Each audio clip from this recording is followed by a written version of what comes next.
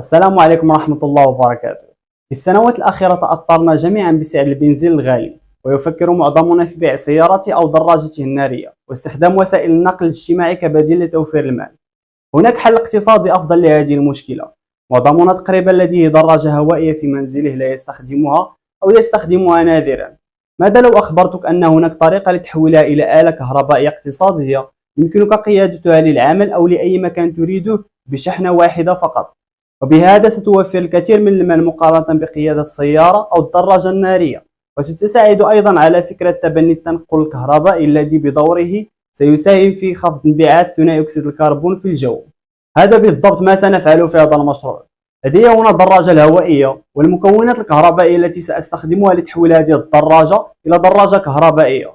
سأشرح كل شيء بالتفصيل، بدءا من كيفية عمل كل جزء من هذه المكونات، وكيفية حساب الطاقة التي سيحتاج كل مكون، مثل المحرك الكهربائي والبطاريات والمحول وطريقة تثبيت كل من هذه المكونات. سأقسم هذا المشروع إلى عدة محاضرات حتى أتمكن من شرح كل خطوة بعمق، لتتمكن من فهم كل الخطوات المطلوبة لتحويل دراجتك بسهولة. كل مقطع فيديو سيتضمن قسمين، أحدهما الجانب العملي للمشروع حيث سترى كيف أقوم بتركيب المكونات الكهربائية في الدراجة، والقسم الآخر هو الجانب النظري للمشروع حيث سأشرح كل مكون لوحده وكيفية عمله. في نهاية هذا المشروع ستكون قادرا على تحويل أي دراجة إلى دراجة كهربائية في منزلك بكل سهولة. أخيرا، أتمنى أن تستمتع بعملية جعل هذا المشروع حقيقيا.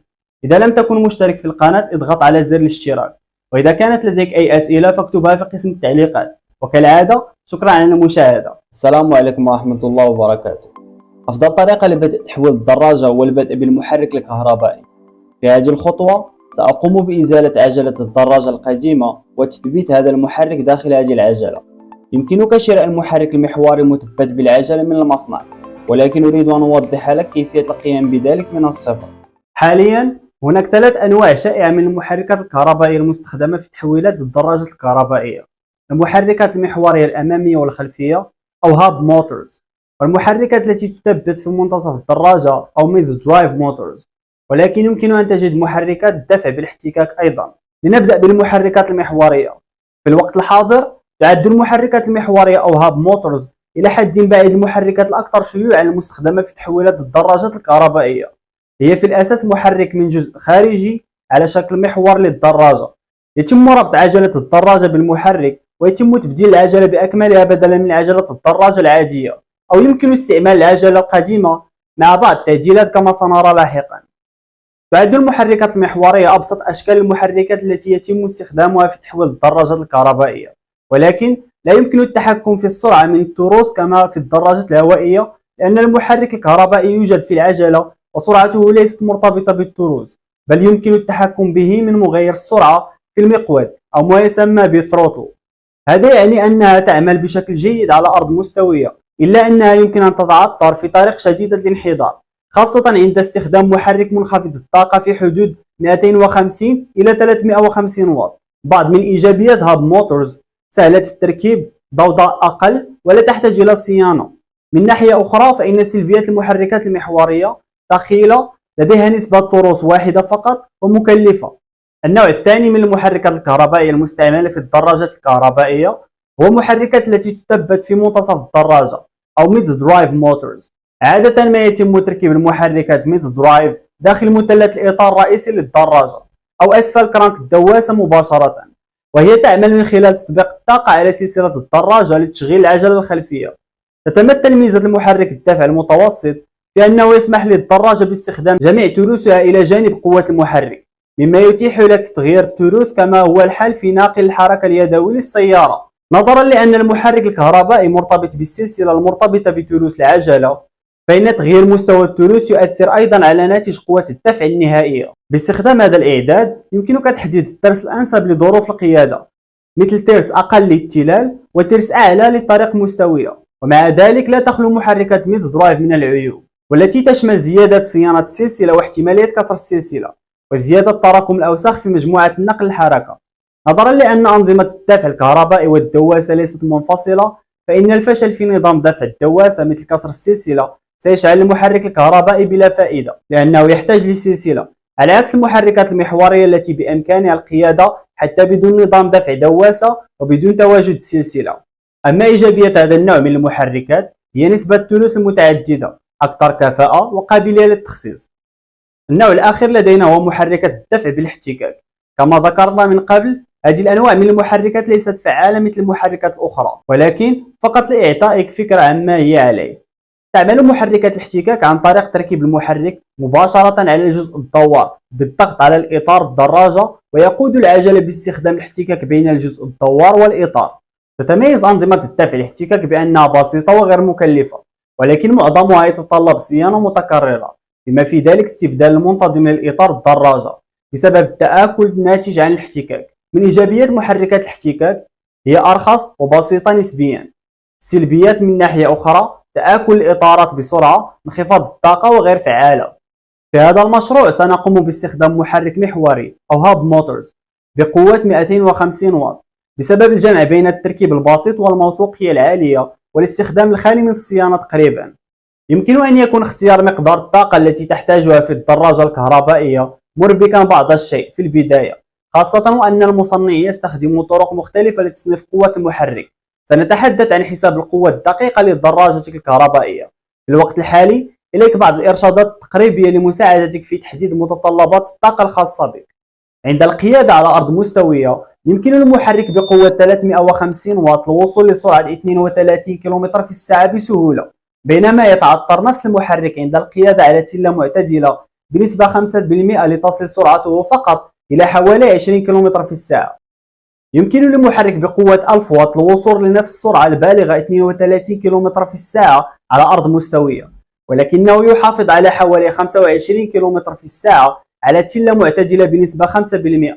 الميزة الرئيسية لنظام الواط الأعلى هي زيادة السرعة وقوة تسلق التلال، بالإضافة إلى التسارع الأكبر من وضع التوقف. كما رأينا في المثال، يمكن لمحرك 350 واط ومحرك 1000 واط دفع دراجتك الكهربائية إلى حوالي 32 كم في الساعة على أرض مستوية. قد يبدو هذا غير بديهي في البداية، ولكن تذكر أن القوة الكهربائية هي تصنيف للطاقة وليس السرعة. القوة هي ما يجعلك تذهب من وضع توقف أو يدفعك على طريق صاعد. لتحقيق المزيد من السرعة عليك إما اختيار محرك بتصنيف RPM أعلى أو زيادة جهد نظامي أو كليهما. غالبا ما يتم تصنيف المحركات على أساس الجهد وقيمة RPM أو Revolutions per minute، أي عدد دورات المحرك في الدقيقة. إذا كان المحرك الكهربائي لشركة ما مدرجا على أنه يدور 328 دورة في الدقيقة عند 48 فولت، ولكنك بدلا من ذلك قمت بتوصيله ببطارية 36 فولت، فسترى انخفاضا في السرعة يعادل تقريبا 36 مقسوم على 48 يساوي 0.75، مما يعني أن السرعة الجديدة ستكون حوالي 75% من السرعة الأصلية. وبالتالي إذا كان المحرك مدرجا على أنه 36 فولت وقمت بتشغيله عند 48 فولت، فسترى زيادة في السرعة قدرها 48 مقسوم على 36 يساوي 1.33، أو السرعة الجديدة تساوي حوالي 133 من السرعة الأصلية للمحرك. إذا كنت تخطط لدراجتك الكهربائية للوصول إلى سرعة معينة، فمن المهم التأكد من أنك تعرف عدد دورات المحرك في الدقيقة لمستوى جهد معين. إذا قمت عن طريق الخطأ بشراء محرك مخصص ل 48 فولت وتشغيله بجهد 24 فولت، فستشعر بخيبة أمل شديدة، لأنه سيكون قادر على الوصول فقط لنصف السرعة التي كنت تأملها. إليك طريقة استخدمها لتحديد مدى سرعة أي محرك في أي دراجة. الأمر يتعلق بحجم العجلة. هناك صيغة رياضية طويلة إلى حد ما لحساب السرعة النهائية، لكنني قمت بتبسيطها قدر الإمكان. باستخدام هذه الصيغة، كل ما عليك فعله هو ضرب سرعة المحرك في الدورة في الدقيقة في قطر الإطار بالبوصة، ثم ضرب هذا الرقم في 0.0048. على سبيل المثال، تستخدم معظم الدراجات الكهربائية إما إطار بمقاس 26 بوصة أو 20 بوصة. لذلك إذا كان المحرك بسرعة 328 دورة في الدقيقة عند جهد معين، لتحديد السرعة على عجلة 26 بوصة فاضرب 328 في 26 في 0.0048، مما يساوي تقريبا 41 كم في الساعة. أيضا يمكنك الجمع بين هذه الصيغة مع تلك المذكورة سابقا لتحديد سرعة المحرك عند تغيير الجهد. على سبيل المثال، إذا كنا نستخدم محرك 328 دورة في الدقيقة الذي تم تحديده من قبل، فقد حصلنا على 41 كم في الساعة على عجلة بمقاس 26 بوصة. لكن إذا أردنا تغيير الجهد فستحتاج إلى إعادة الحساب. إذا تم إدراج المحرك على أنه محرك 48 فولت ب 328 RPM وأردنا استخدامه على 36 فولت، فسنأخذ السرعة النهائية التي وجدناها ونضربها في 36 مقسومة على 48 بهذه الطريقة. أخيرا، يجب أن تعرف أنه كلما أسرعت زادت الخسائر في الأداء، ويرجع ذلك أساسا إلى مقاومة الرياح، فضلا على عدد قليل من العوامل الصغيرة الأخرى وعدم الكفاءة أيضا. لهذا السبب عادة ما أطرح حوالي 10% من حساب السرعة المستمد من هذه الصيغة لتحديد السرعة الفعلية التي سأحصل عليها في الواقع. الآن عندما يتعلق الأمر بالمحركات المحورية، سيتعين عليك أيضا اختيار ما إذا كنت تريد محرك محوري أمامي أو خلفي. بشكل عام، عادة ما تكون المحركات المحورية التي تبلغ قوتها 500 واط أو أكثر أفضل في الخلف، لأن الطاقة الأعلى تجعل الدراجة الكهربائية ذات الدفع الأمامي غير عملي عند التسارع من وضع التوقف. يمكن وضع المحركات أقل من 500 واط في الأمام أو الخلف، وغالبا ما يتم اختيار مقدمة الدراجة لميزة توزيع الوزن. أولا، قم بإزالة العجلة الأمامية أو الخلفية التي تنوي استبدالها بالمحرك المحوري.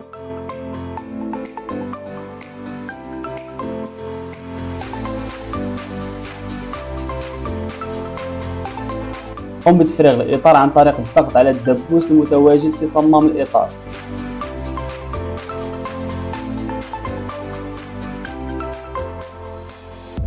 تذكر أنه من الأفضل استخدام إطار قوي وجديد على الدراجة الكهربائية، ومع ذلك إذا كنت تخطط لإعادة استخدام الإطار الأصلي على المحرك المحوري فابدأ بإزالة الإطار من حافة العجلة.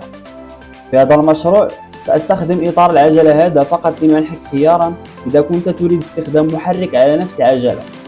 تذكر أنه يمكنك شراء العجلة بالمحرك داخلها.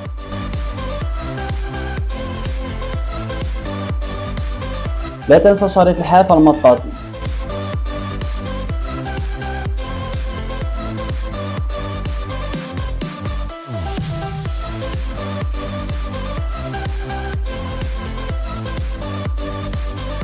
إذا كانت دراجتك تحتوي على فرامل قرصية فقم بإزالة القرص من عجلة الدراجة القديمة.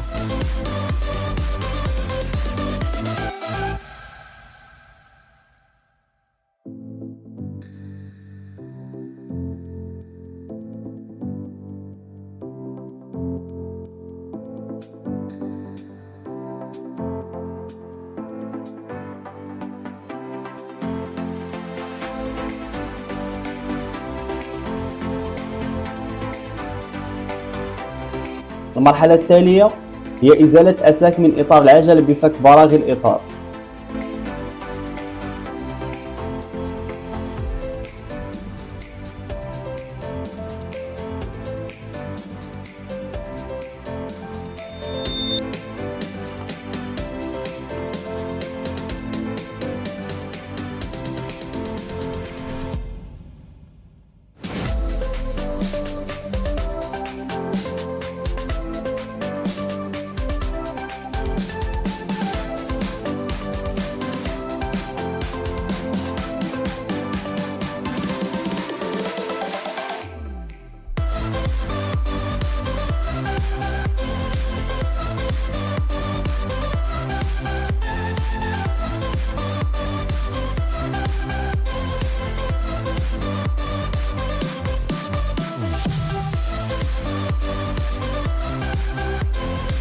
الآن سنقوم بتثبيت المحرك في العجلة.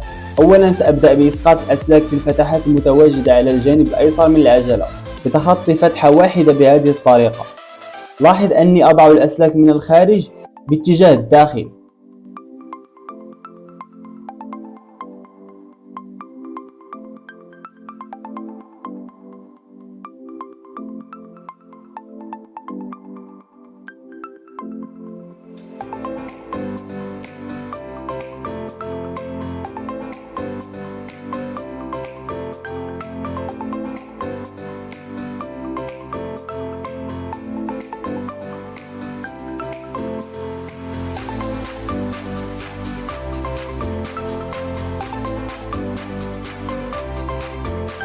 الآن السلك الأول يذهب إلى حافة الإطار. يمكنك اختيار أي سلك. قم بتثبيته في الفتحة المجاورة من فتحة الصمام إلى اليسار.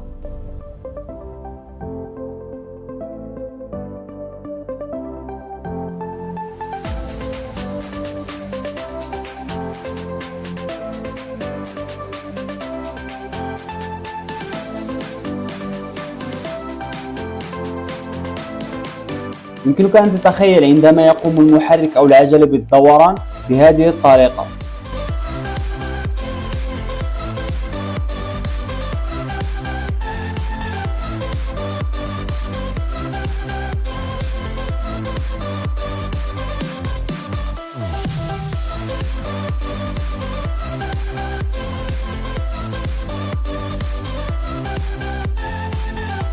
بعد ذلك سوف نتخطى 3 ثقوب ونضع السلك الثاني.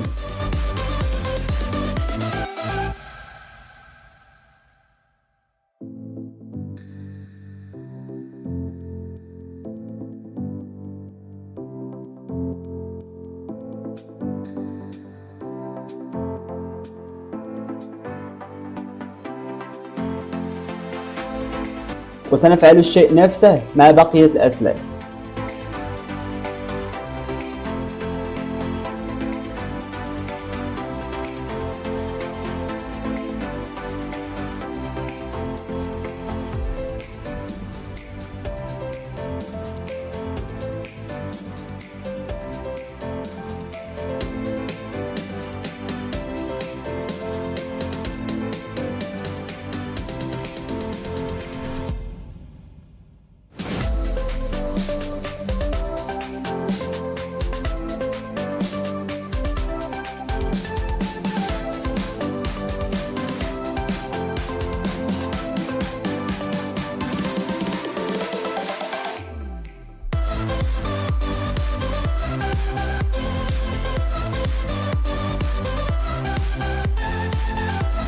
الآن لنثبت الأسلاك في الجانب الآخر.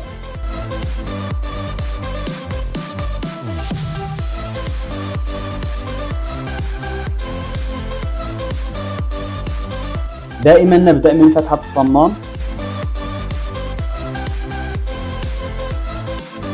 سيكون هذا السلك مجاور للسلك الذي قمنا بتثبيته بعيدا من فتحة الصمام.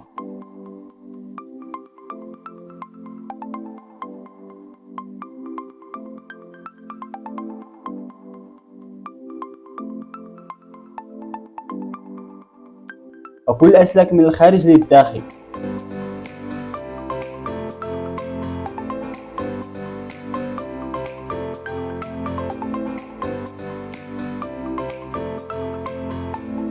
ويجب تخطي فتحة واحدة.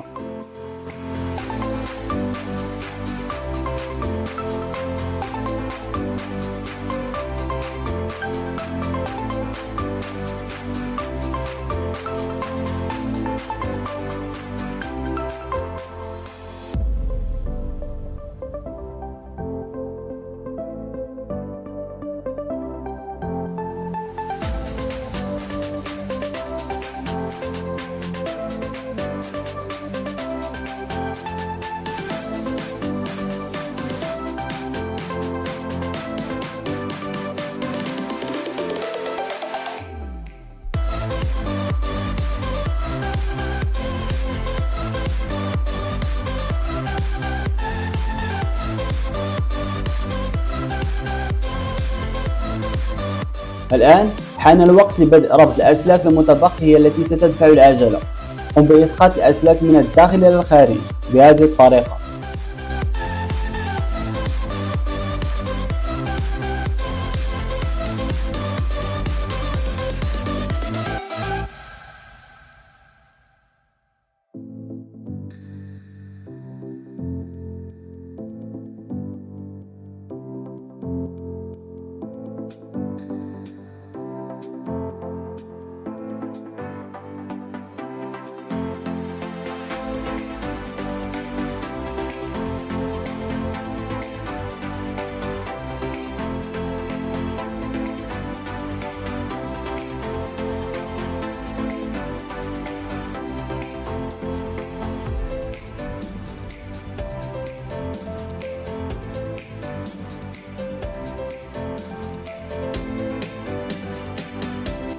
دعنا نذهب إلى فتحة الصمام كالعادة.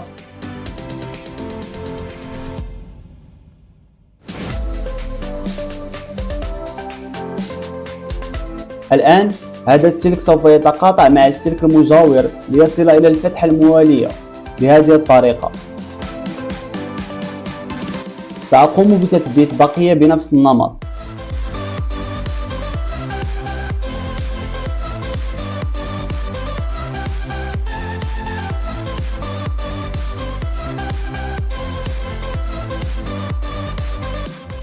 الآن جميع الأسلاك في الجانب الأيسر مثبتة.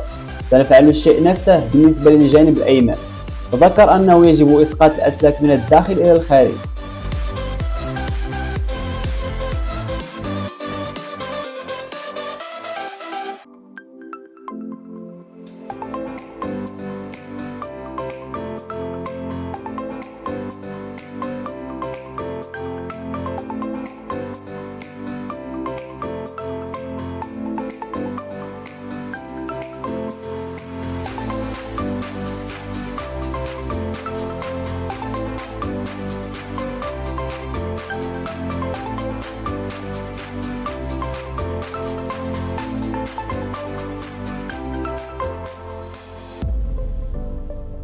كما ترى لم يتبقى سوى فتحة واحدة لكل سلك، لذلك لا يمكنك أن تخطئ.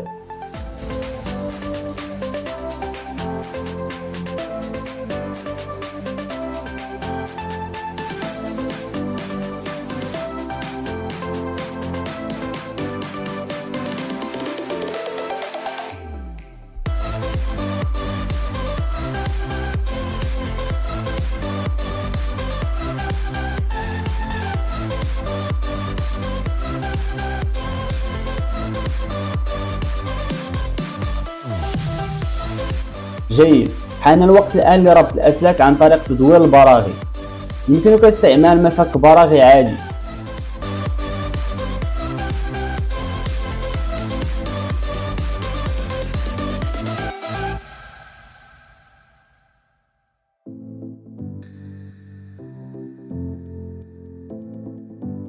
عند الانتهاء من تدوير كل البراغي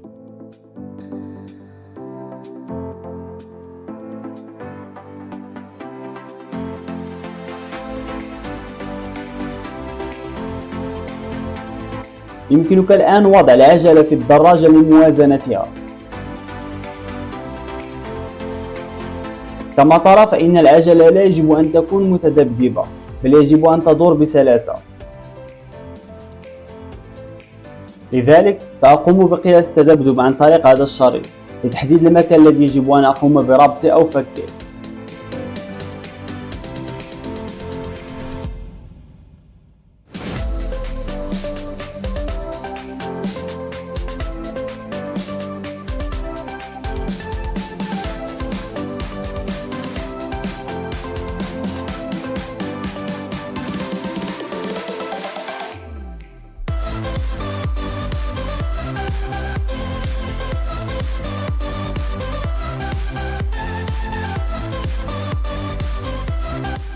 سأستعمل هذا المفك الخاص بأسلاك الدراجة لربط أو فك البراغي حتى أحصل على دوران للعجلة بدون تذبذب.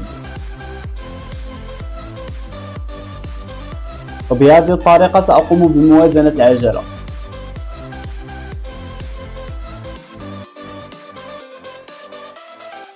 بعد الانتهاء من موازنة العجلة يمكنك الآن شد الأسلاك بهذه الطريقة لتوفير المرونة.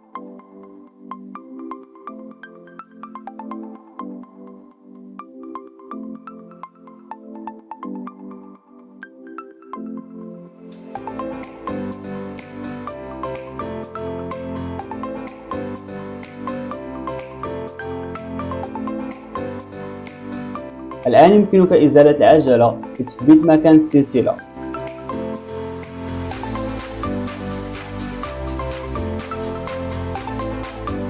يمكنك التأكد من إذا كان المحرك المحوري الخاص بك مزودا بكاسيت أو فري ويل. كما ترى في الصورة الفرق بين الكاسيت والفري ويل هو طريقة التثبيت. في هذا المشروع سأستعمل محرك بفري ويل مستعمل في العجلة الأصلية.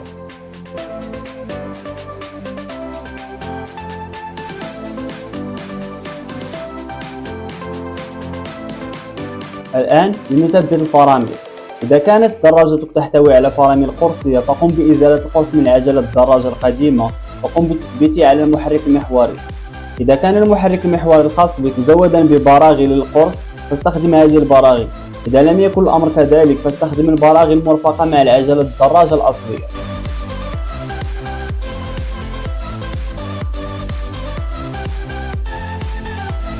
الآن تم تثبيت كل شيء، كل ما يلزم إضافته هو الإطار العجل المطاطي. لا تنسى شريط الحافة المطاطي. يمكنك إما إزالة شريط الحافة المطاطي من عجلتك الأصلية ووضعها على حافة المحرك المحوري، أو لف شريط كهربائي حول الجزء الداخلي من الحافة عدة مرات لتغطية الثقوب.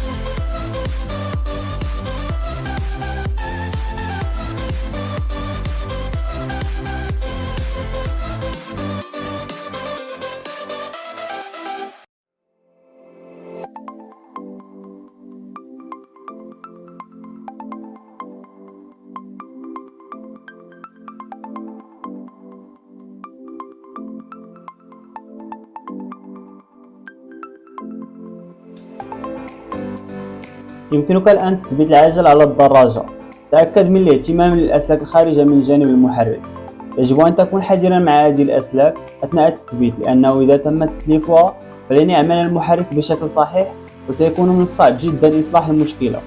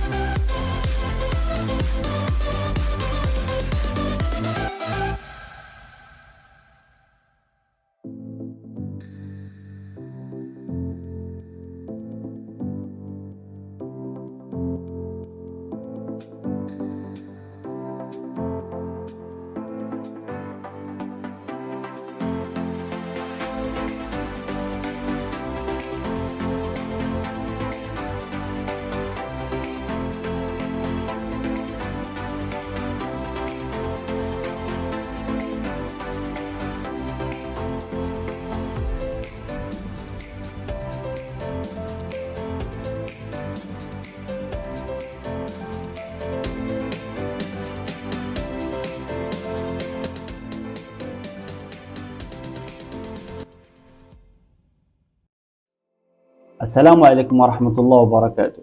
اليوم سنقوم بتركيب الشاشة والفرامل ومقبض السرعة أو ما يسمى بثروتل.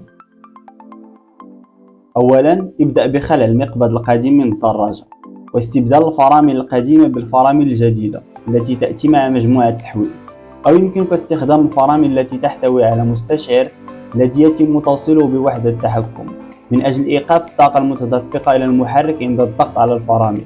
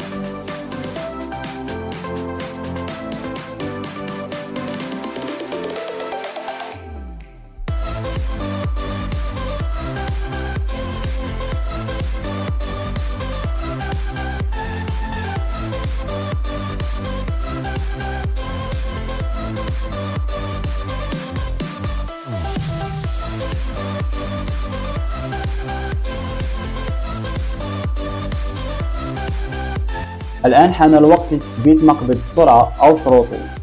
يعمل مقبض السرعة لدراجتك الكهربائية بشكل أساسي مثل دواسة الوقود في السيارة، كلما ضغطتها كلما أسرعت. في حالة الدراجة الكهربائية هناك 3 أنواع رئيسية لمقابض السرعة: مقبض كامل أو Full Twist Throttle، نصف مقبض أو Half Twist Throttle، ومقبض الإبهام أو Thumb Throttle. الفرق بينهما هو راحة اليد عند القيادة، لذلك يمكنك اختيار المقبض الذي يناسب راحتك.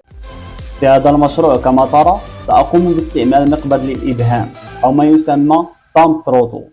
قم بضبط مقبض السرعة إما قبل أو بعد الفرامل حتى تتمكن من التحكم الكامل في الفرامل والمقبض. هذه هي الشاشة التي سنقوم بتثبيتها على الدراجة.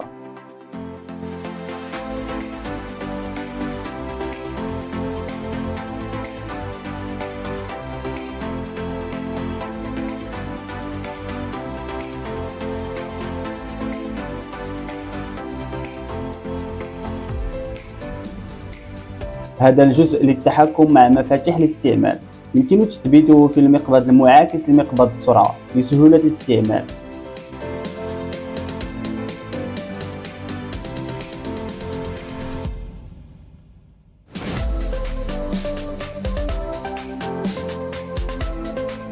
في هذا الجانب لدينا الضوء وفي الجانب الآخر لدينا الضوء، يمكننا تثبيته هنا.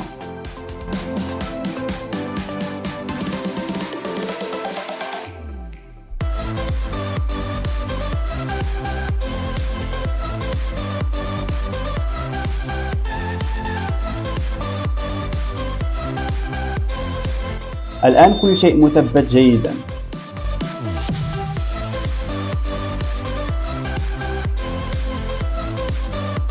نحن بحاجة إلى ربط جميع الأسلاك بهذه الطريقة لإعطاء نظرة جيدة للدراجة.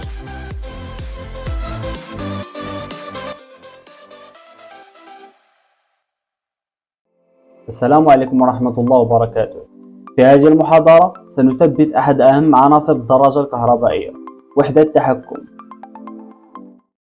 ببساطة وحدة التحكم هي الدماغ دراجتك الكهربائية، بدونها لا تعرف دراجتك الكهربائية كيفية العمل. المحرك غبي، كل ما يعرف فعله هو الدوران. البطارية غبية كذلك، كل ما تعرفه هو توفير الطاقة. لكن وحدة التحكم متصلة بين البطارية والمحرك، تعمل بذكاء لاستضافة الكمية المناسبة من الطاقة من البطارية في الوقت المناسب وتغذيتها للمحرك. وحدة التحكم هي أيضا المكون الذي يحدد في النهاية مقدار الطاقة التي تحصل عليها دراجتك الكهربائية، لأن وحدة التحكم هي البوابة التي تعبر الطاقة البطارية من خلالها للمحرك. حتى مع محرك بقوة 1000 واط، إذا قمت بتوصيله بوحدة تحكم 250 واط، فكل ما لديك هو دراجة كهربائية بقوة 250 واط. لا يهم تصنيف الواط على محركك الكهربائي في تحديد الطاقة النهائية لدراجتك الكهربائية، بل وحدة التحكم هي التي تحدد قوة النظام بأكمله. لكي نكون واضحين، ليس بالضرورة أمر سيء أو خاطئ توصيل وحدة تحكم منخفضة الطاقة بمحرك عالي الطاقة، فهذا يعني فقط أنك لا تستخدم القدرة الكاملة للمحرك. بعض الناس يفعلون ذلك عن قصد ليكون المحرك أقل عرضة للسخونة، لأن هناك طاقة أقل تتدفق من خلاله مما هو قادر على التعامل معه. ولكن العكس يمكن أن يكون مشكلة. إذا قمت بتوصيل المحرك بقوة 250 واط بوحدة تحكم بقوة 1000 واط، نظرا لأن المحرك مصمم فقط للتعامل مع ربع الطاقة التي يتم توفيرها للمحرك، فمن المحتمل جدا أن يحترق المحرك بسرعة عند وضعه تحت الحمل. الآن بعد أن رأيت أن تصنيف الطاقة لوحدة التحكم يحدد في النهاية قوة الدراجة الكهربائية، تحتاج إلى معرفة كيفية تقييم مستوى الطاقة الفعلي لوحدة التحكم. غالبا ما يتم تسويق وحدة التحكم على أن هذا تصنيف واط محدد. من السهل العثور على وحدة التحكم عبر الإنترنت على أنها 350 واط و500 واط وما إلى ذلك، لكن هذا ليس عادة تصنيف الذروة لوحدة التحكم، بل فقط مستوى القوة. يتم حساب القوة باستخدام الصيغة البسيطة، حيث أن القوة تساوي الفولت في الأمبير. لنأخذ وحدة التحكم هذه على سبيل المثال. تم وضع بطاقة على وحدة التحكم هذه على أنها وحدة تحكم 450 واط، لكن إذا نظرنا إلى المواصفات الفعلية فإننا نرى أن ذروة التيار هي 30 أمبير، وهذا يعني أنه عندما يتم توفير ذروة التيار، وهو ما يحدث عند التسارع من وضع التوقف أو تسلق التلال شديدة الانحدار، فإن وحدة التحكم هذه قادرة بالفعل على توفير طاقة فورية تساوي 48 فولت مضروبة في 30 أمبير، أو حوالي 1440 واط. من المهم جدا حساب القوة الفعلية لوحدة التحكم الخاصة بك للتأكد من أنك لن توصلها بمحرك غير كافي للتعامل مع هذه الطاقة. على سبيل المثال، إذا كنت تنوي استخدام محرك بقوة 350 واط على دراجتك الكهربائية، فقد ترى وحدة التحكم هذه وتقول 450 واط ليست أكبر بكثير من 350 واط، سأستخدم وحدة التحكم هذه وأحصل على طاقة أكبر قليلا. ولكن في الواقع 1440 واط أكبر بكثير من 350 واط، والطاقة الإضافية التي ستحصل عليها ستستمر لمدة 90 ثانية تقريبا قبل إتلاف المحرك بالكامل. هذا هو السبب في أنه من المهم التأكد من حساب مستوى الطاقة الفعلي لوحدة التحكم الخاصة بك. يتم تسويق بعض وحدات التحكم على أنها متعددة الفولتية وتسمح لك بتوصيل بطارية ذات جهد مختلف. وحدة التحكم الشائعة متعددة الفولتية هي وحدة تحكم 36 فولت و48 فولت. قد يحتوي هذا النوع من وحدات التحكم على سلك إضافي يقوم عند توصيله بضبط وحدة التحكم على 36 فولت، وعند تركه غير متصل تقوم بضبط وحدة التحكم على 48 فولت. يمنحك استخدام وحدة تحكم متعدد الجهد ميزة القدرة على تغيير البطارية لاحقا دون الحاجة إلى شراء وحدة تحكم ثانية، ولكن تأكد من اتباع التعليمات التي تأتي مع وحدة تحكم متعددة الجهد من أجل تحديد الجهد المناسب لتتناسب مع بطارية. تحتوي وحدة التحكم على العديد من الأسلاك والموصلات التي تسمح لك بتوصيل مكونات الدراجة الكهربائية، بالإضافة إلى عدد من الملحقات. هناك 4 مجموعات رئيسية من الموصلات التي ستكون حاسمة لوظائف دراجتك الكهربائية: البطارية، ودواسة السرعة أو مقبض السرعة، ومجموعتين من موصلات المحرك، 3 أسلاك سميكة و3 أسلاك دقيقة. تسمح بقية الموصلات بمكونات إضافية قد تهمك ولكنها ليست ضرورية لتشغيل دراجتك الكهربائية. أول موصل مهم على وحدة التحكم الخاصة بك هو الطاقة، وسيكون هذا على شكل سلك أحمر وسلك أسود. الأحمر هو الموجب والأسود هو السالب. الخطوة التالية هي توصيل دواسة السرعة، عادة ما تكون ب3 أسلاك: سلك موجب أحمر دائما، سلك سالب دائما ما يكون أسود ولكن في بعض الأحيان أزرق، والسلك الآخر سيكون للإشارة، عادة ما يكون أخضر أو أبيض أو أصفر، ونادرا ما يكون أزرق. الآن سنقوم بتوصيل المحرك الكهربائي. يجب أن يحتوي المحرك الكهربائي على مجموعتين من الأسلاك الخارجة منه، و3 أسلاك سميكة و5 أسلاك رقيقة. تسمى الأسلاك السميكة أسلاك الطور أو فيز، وتحمل الكهرباء التي تشغل المحرك. تسمى الأسلاك الرقيقة أسلاك التحكم أو هول، وتتصل بمستشعرات داخل المحرك التي تتعقب كيفية دوران المحرك. إذا كان محرك دون مستشعر فلن يحتوي إلا على أسلاك 3 سميكة، مما يجعل التوصيل أسهل. هذه المحركات أكثر ندرة حيث أن استخدام أجهزة الاستشعار ضرورية. إذا اشتريت وحدة التحكم والمحرك معا كجزء من مجموعة من نفس المصدر، فمن المحتمل أن يكون لديك موصلات متطابقة تحتاج ببساطة إلى مطابقة الألوان. أما إذا قمت بشراء المحرك ووحدة التحكم بشكل منفصل من مصدر مختلف، فقد تكون عملية التوصيل أكثر صعوبة، ستحتاج إلى تبديل ترتيب الأسلاك الطور وأسلاك التحكم للعثور على التركيبة الصحيحة. هذا لأن أسلاك ثلاثية الطور وثلاثة أسلاك التحكم هناك 36 احتمالا مختلفة لتوصيل الأسلاك قبل العثور على التركيبة الصحيحة. تبديل الأسلاك السميكة للمحرك يغير من اتجاه دوران المحرك، وتبديل الأسلاك الرقيقة يؤثر على تفسير دوران المحرك. وهناك 3 قواعد لإرشادك أثناء تبديل أسلاك المحرك للعثور على المجموعة الصحيحة. القاعدة الأولى هي أن الأسلاك السميكة لا توصل إلا مع الأسلاك السميكة، والأسلاك الرقيقة توصل فقط مع الأسلاك الرقيقة. يمكن تبديل الأسلاك السميكة الزرقاء والخضراء والصفراء فيما بينها، ولكن يجب أن لا تقوم أبدا بتوصيل الأسلاك السميكة والأسلاك الرقيقة معا، لأنها تحمل تيارات مختلفة وتذهب إلى أماكن مختلفة داخل المحرك. القاعدة الثانية هي أنه في أي وقت تقوم بتبديل ترتيب الأسلاك يجب إيقاف تشغيل البطارية. قد يكون من المزعج الاستمرار في تشغيل البطارية وإيقاف تشغيلها، ولكنه سيساعد على منع إمكانية التسبب في مس كهربائي مما قد يؤدي إلى تلف مكوناتك أو في حالة نادرة يسبب الإصابة. القاعدة الثالثة هي أن الأسلاك الرقيقة الحمراء والسوداء لا يتم إعادة تجميعها أبدا. الأحمر يوصل دائما بالأحمر والأسود يوصل دائما بالأسود. عادة ما أستخدم التسلسل التجريبي الآتي. هذا هو النمط الذي أستخدمه للتأكد من أنني لا أكرر أي من المجموعات عن طريق الخطأ، وأتذكر ما جربته وما تبقى لتجربتي. قد لا يكون ذلك منطقيا على الفور، ولكن تذكر أن الأسلاك التحكم الحمراء والسوداء الرقيقة تتصل دائما بوحدة التحكم على شكل الأحمر مع الأحمر والأسود مع الأسود. بعد ذلك استخدم التسلسل لاختبار اتصالات بهذه الطريقة. قم بتوصيل الأسلاك الطور الثلاثة الكبيرة معا بالإضافة إلى أسلاك التحكم الصغيرة الثلاثة ومطابقة الألوان.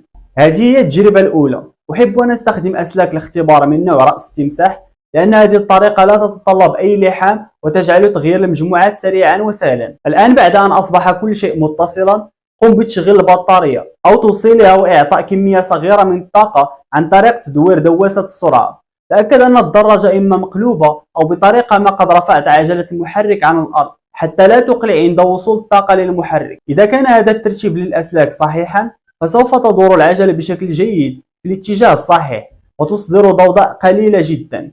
إذا سمعت ضوضاء عالية النبرة أو أصوات سيئة أخرى أو اهتزاز المحرك، فأنت تعلم أن ترتيب الاتصال خاطئ. في هذا الرسم البياني يمثل كل مربع أحد الخيارات 36 الممكنة لتوصيل جميع أسلاك الطور أو فيز والتحكم أو هول. الآن على افتراض أن هذه المحاولة الأولى لم تكن الترتيب الصحيح، قم بإيقاف تشغيل الطاقة وجرب التجربة الثانية على أسلاك الطور فقط، الأسلاك السامكة. قم بإزالة أسلاك الطور الصفراء والخضراء وقم بتبديلها مع ترك اللون الأزرق وحده. لا تقم بتغيير أسلاك التحكم أو هول الصغيرة. قم بتشغيل الطاقة وإعطاء القليل من السرعة مرة أخرى والتحقق. مرة أخرى تشير الضوضاء السيئة وعدم وجود حركة على الإطلاق إلى أن الترتيب لا يزال خاطئا. بعد ذلك قم بإيقاف تشغيل الطاقة وجرب التجربة الثالثة باستخدام أسلاك الطور مع سلك الطور الأخضر فقط متصل بالأخضر وتبديل اللونين الأزرق والأصفر. لا تلمس أسلاك الهول الرقيقة بعد، يجب أن تظل جميعها متصلة بنفس اللون. قم بتشغيل الطاقة والتحقق. إذا لم ينجح هذا الأمر، فاستمر في التجربة الرابعة والخامسة والسادسة. إذا لم ينجح أي منهما، فقد حان الوقت لتغيير أسلاك التحكم أو أسلاك الهول. يجب أن تكون أسلاك الهول في التجربة الأولى طوال الوقت موصلة بنفس اللون. الآن قم بتغيير أسلاك الهول الرقيقة إلى التجربة الثانية عن طريق تبديل أسلاك الهول الخضراء والصفراء. أيضا قم بتغيير الأسلاك الطور مرة أخرى إلى الترتيب الأول بحيث تكون جميعها متطابقة للون، وهذا يعني أن أسلاك الطور موجودة في التجربة الأولى وأسلاك الهول موجودة في التجربة الثانية. الآن كرر الاختبار من التجربة الأولى للتجربة السادسة على أسلاك الطور السميكة مع ترك أسلاك الهول في التجربة الثانية. إذا لم تعثر على المجموعة الصحيحة بعد المحاولات الست، فقم بتغيير أسلاك الهول إلى التجربة الثالثة وكرر الاختبار مع تغيير أسلاك الطور من التجربة الأولى للتجربة السادسة. استمر في الاختبار بهذه الطريقة وقم بتغيير أسلاك الطور من خلال التجارب الست بالترتيب، ثم قم بتغيير أسلاك الهول إلى التجربة التالية وكرر اختبارات الأسلاك ذات المراحل الست. إذا تابعت من خلال جميع الاختيارات، فستكون قد جربت ما مجموعه 36 مجموعة أسلاك مختلفة. بمجرد العثور على الخيار الصحيح، قم بتوصيل الأسلاك بوحدة التحكم إما عن طريق لحامها وتغطيتها بشريط كهربائي. اختبر للتأكد من أن المحرك لا يزال يدور بسلاسة عند إعطائه بعض السرعة. إذا سمعت فجأة ضوضاء فمن المحتمل أن يكون لديك اتصال سيء. تحقق من مناطق اللحام وأعيدها إذا لزم الأمر. الآن دعونا نثبت وحدة التحكم. سأستخدم هذه الحقيبة لوضع وحدة التحكم داخلها. الآن أضع كل الأسلاك في الكيس. الشيء الجيد في الحقيبة هو أنها تخفي جميع الأسلاك الزائدة. في حالتي، نظرا لأن المحرك وجهاز التحكم وباقي الأجهزة من نفس المصدر، لدي كل شيء متطابق. أحتاج فقط لتوصيل بنفس اللون. فقط البطارية التي سيتم إنشاؤها من الصفر وسيتم توصيلها لاحقا.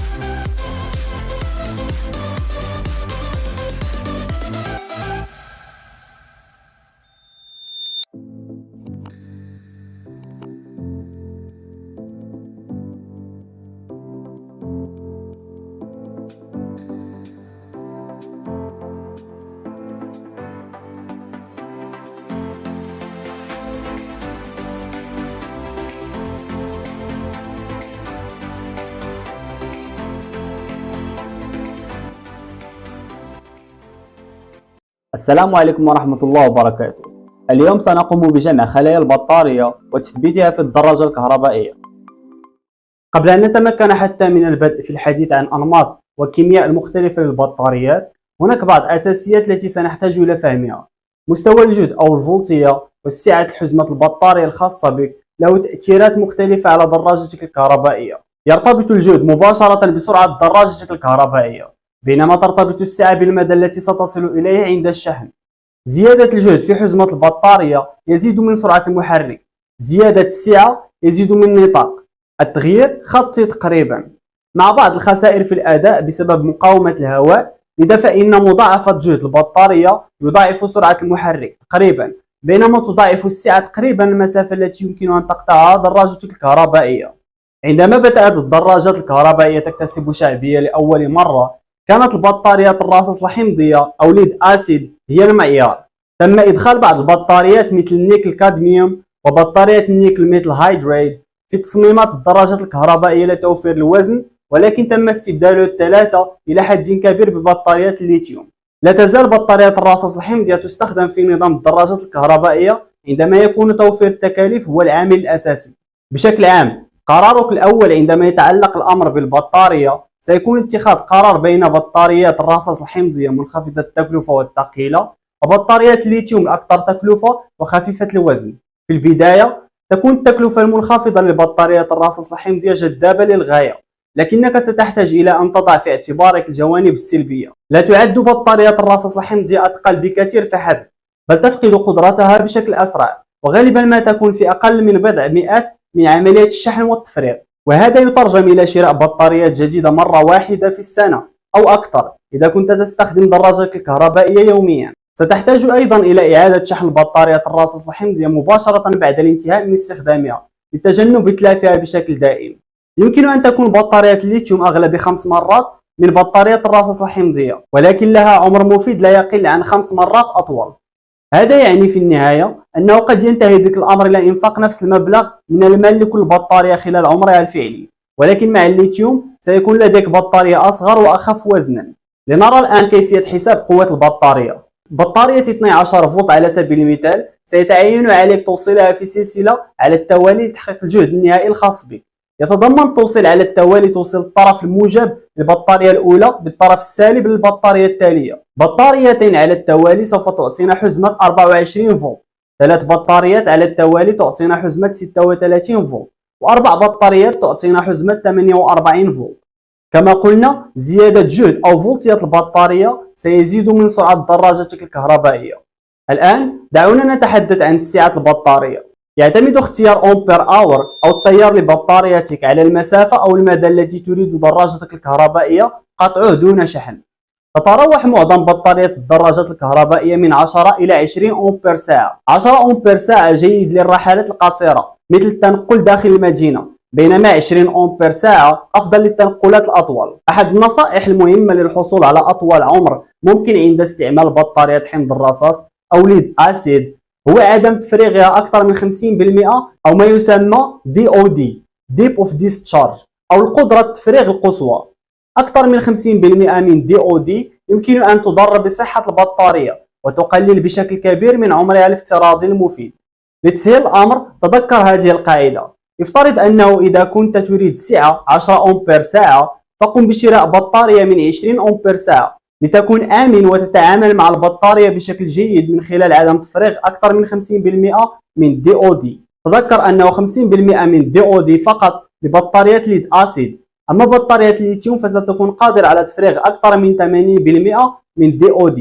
عادة تأتي البطاريات للدراجة الكهربائية مع شاحن عند طلبها، ولكن إن أردت تجميع خلايا البطارية بنفسك ستحتاج إلى اختيار شاحن للجهد المناسب لحزمة البطارية التي تخطط لاستعمالها. حاول العثور على شاحن يأتي مع موصل مطابق يمكنك توصيله بحزمة البطارية. إذا لم يكن الشاحن مزودا بموصل مطابق فقد تحتاج إلى البحث عن موصل أو شراء موصلين متطابقين، أحدهما للبطارية والآخر لربطه بالشاحن كما هو موضح في الشكل. للتحقق من تثبيت الموصل بشكل صحيح استخدم الفولتميتر لقياس الجهد من دبوس واحد من موصل الشحن على البطارية إلى دبوس آخر. يجب أن يكون الجهد هو المجموع البطارية 12 فولت كمثال أو أعلى قليلا. عادة ما تكون بطارية 12 فولت مشحونة بالكامل أقرب إلى 13 فولت. ستحتاج أيضا إلى التأكد من مطابقة الأقطاب الإيجابية والسلبية الموجودة على موصل شحن البطارية بشكل صحيح مع موصل الشاحن. استخدم الفولتميتر للتأكد من أنك قمت بتوصيل الأقطاب بشكل صحيح. إذا قمت بتوصيل الشاحن ولم يشر ضوء المؤشر إلى شحن البطارية فمن المحتمل أنك قمت بتثبيت موصل الشحن بالعكس. تحقق من ذلك، وإذا لزم الأمر قم بتبديل القطبية. تقريبا أي بطارية ليثيوم مصممة خصيصا للاستخدام مع الدراجة الكهربائية ستأتي مع شاحن مطابق. بشكل عام سيكون الشاحن المرفق منخفض الطاقة. يمكنك التحقق من مستوى الطاقة التقريبي للشاحن من خلال تصنيف أمبير الذي سيتم طباعته في مكان ما على الوحدة. الشاحن الذي يخرج من 1 إلى 2 أمبير هو شاحن بطيء، في حين أن أجهزة الشحن المقدرة ب 3 إلى 5 أمبير أسرع وأكثر قوة. لحساب وقت الشحن المقدر استنادا إلى مواصفات الشاحن استخدم معلومات أمبير ساعة التي تم شرحها من قبل. إذا كان لديك بطارية 10 أمبير ساعة وشاحن 1 أمبير فسيستغرق الأمر حوالي 10 ساعات لشحن البطارية بالكامل. إذا كنت تستخدم شاحنا بقوة 2.5 أمبير في نفس السيناريو فسيستغرق الأمر حوالي 4 ساعات للشحن الكامل. في هذا المشروع سنقوم ببناء حزمة بطارية الليثيوم من الصفر لتكون قادرا على بناء حزمة بطارية الخاصة بك في حالة لم تتمكن من العثور على بطارية كاملة في بلدك. ستكون فولتية النظام للدراجة الكهربائية 36 فولت. عندي خلايا ب 3.7 فولت للخلية وبتيار 6.2 أمبير، لذلك سأقوم بتوصيل 10 خلايا على التوالي لتحقيق الفولتية المطلوبة 36 فولت، وتوصيل سلسلتين من 10 خلايا على التوازي لتحقيق التيار المطلوب. لتسهيل التوصيل سأقوم بلصق كل خليتين على التوازي. الآن سأقوم بلحم الخلايا بشريط النيكل. تأكد أن الشريط سميك كفاية لتحمل التيار العالي لتجنب ذوبانه. بنفس الطريقة سأقوم بلصق الخلايا على التوالي بهذه الطريقة.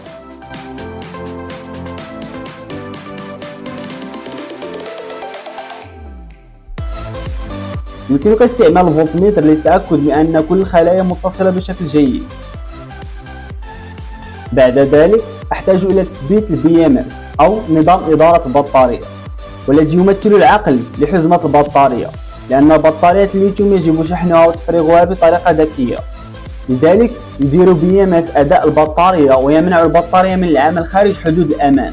إنه أمر بالغ الأهمية للتشغيل الآمن وطول العمر للبطارية. الآن نوصل BMS لحزمة البطارية. لدي BMS ب 30 أمبير ويمكنه تحمل 10 خلايا على التوالي. ستجد في BMS 3 نقاط رئيسية للتوصيل، 3 أسلاك رئيسية، سالب B وسالب C وسالب B. سأبدأ بسالب B الذي سيتصل بالطرف السالب الأخير للبطارية. لذلك أقدر طول السلك الأسود. سأقوم بلحمه بين الخلايا. بعد ذلك سأقوم بتوصيل الأسلاك الاستقبال، وسأبدأ بالأسود الذي سيتم لحمه في الطرف السلبي للبطارية بأكملها.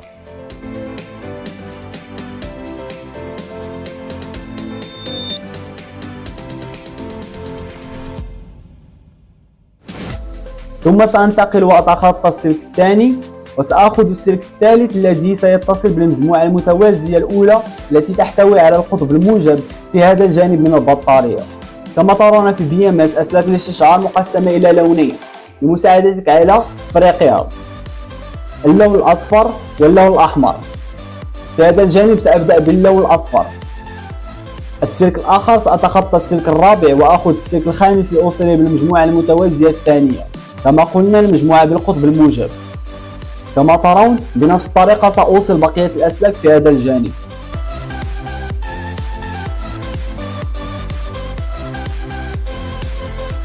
الآن سأقلب البطارية لأقوم بتوصيل الأسلاك المتبقية على الجانب الآخر.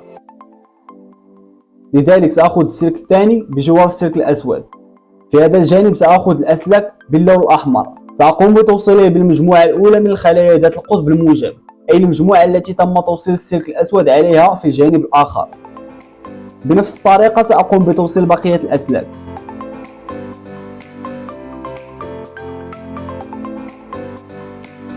الآن أسلاك الاستقبال متصلة على كل الجانبين. كل ما تبقى هو إيصال سلكين من BMS. الآن سأبدأ بإضافة سلك تفريغ البطارية من القابس إلى الطرف الموجب للبطارية بهذا الشكل. تأكد أن القطبية صحيحة بالنسبة لوحدة التحكم والبطارية. أما السالب سيتم توصيله بنقطة تفريغ سالب B على BMS. الآن كل ما تبقى هو منفذ الشاحن للبطارية، أي سالب منفذ الشاحن للبطارية سيوصل بسالب C على BMS، والموجب سيوصل بطرف الموجب للبطارية. الآن البطارية جاهزة، كل شيء متصل بشكل جيد ومرتب. يمكنك وضع شريط لاصق لإحكام البطارية بالكامل. الآن يمكنك وضعها في العلبة لتثبيتها على الدراجة الكهربائية. تأكد أن العلبة مغلقة جيدا لعدم دخول الماء إليها. دعونا نرى ما إذا كان كل شيء يعمل جيدا. أولا لنشغل الشاشة.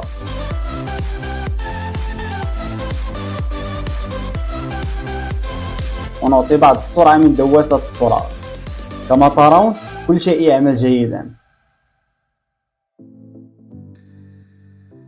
مبروك! إذا كنت قد اتبعت تعليماتي من البداية حتى هذه اللحظة، فستكون قد أكملت الآن بنجاح أول دراجة كهربائية لك. خذ خطوة إلى الوراء واستمتع بعملك.